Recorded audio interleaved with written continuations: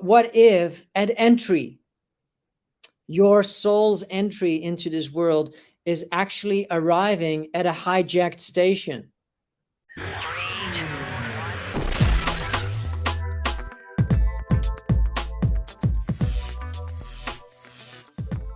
The only way that I can explain this and how it all fits together, because I understand trauma-based mind control and I have studied and researched what MK Ultra programming is and what all those black book CIA operations have all, and not to kind of enrich myself with like, oh, they're all evil. It's like, no, I genuinely want to figure out how they're socially engineering events, how they're socially engineering transgenerational succession that keeps us buying into the same lies packaged in different wrappings, that if you now get a flat screen television that has got 20 million pixels, your life's going to be better.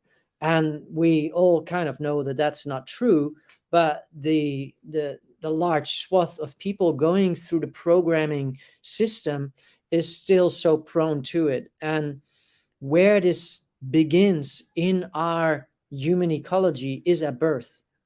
And the primary birth violations that are the trespasses on the sovereignty of the free will of that individual spirited human being. So we're talking about a soul path. But what if at entry, your soul's entry into this world is actually arriving at a hijacked station, where your birth proceedings, when we look at what it should be in the natural order, in the continuum of life, no bright lights necessarily, no, oh, we have to get this baby out before the doctor goes home. Oh, you have to lay on your back because that makes it easier for us to see what's going on. No drugs, no interference, none of that. And then the women that may be listening is like, well, that's not what my birth was like. And I'm not saying that there was anything wrong. It's just that all the forms of unnaturally bringing children into this world has an impact. And where the impact is here, is where that cord and that source connection to life prematurely gets cut. And it gets cut as quick as possible. But the placenta is still life, filled with life and energy and transmission of codes and energy is all still having to come through. The part of what people are looking for them outside of themselves, because we have all ventured out and figured out, who am I? Who am I? The part we're looking for is will. It is our will. Because what got cut out from never fully entering our navel port, from where we judge our yay or our nay, is our will. And that will is what people look outside of themselves for, because it was never allowed to properly enter in.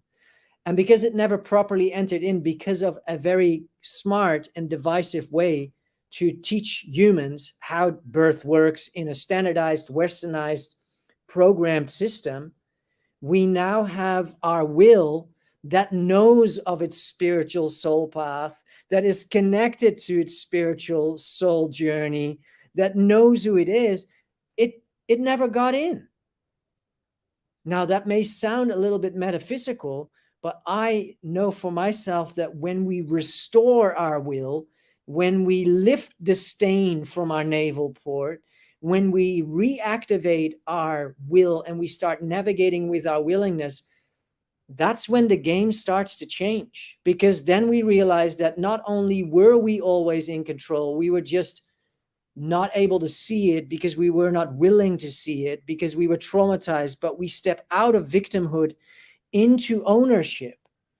And that is a journey. And that's based on trauma-based mind control, something that takes something. What it takes is your willingness. And that will isn't gone forever. And we can never go and reach outside of ourselves to find it, because no television or movie or new sports car or whatever workshop that isn't promising you, hey, I've got will restoration on the table for you. This will be a will awakening workshop for you. I'm hosting one of those, by the way, just on a side note. When the will is freed of the damage and stain and story put over it, and the transgressions of our wills have been freed up, which is just a total liberative process, then all of a sudden we are able to feel again our true north. We are able to listen to those feather brushes, as opposed to waiting for the sledgehammer to come in and knock us from behind. And so I would say, don't study trauma-based mind control. Just start re-enabling your will and figure out how to do that, because not everybody needs to dive that deep. Because human nature isn't about understanding the dark side. It's understanding love and being that and being whole in that. And the way to be whole in that, for me, is really about will awakening, will restoration, so that our navigation becomes either a yay or a nay.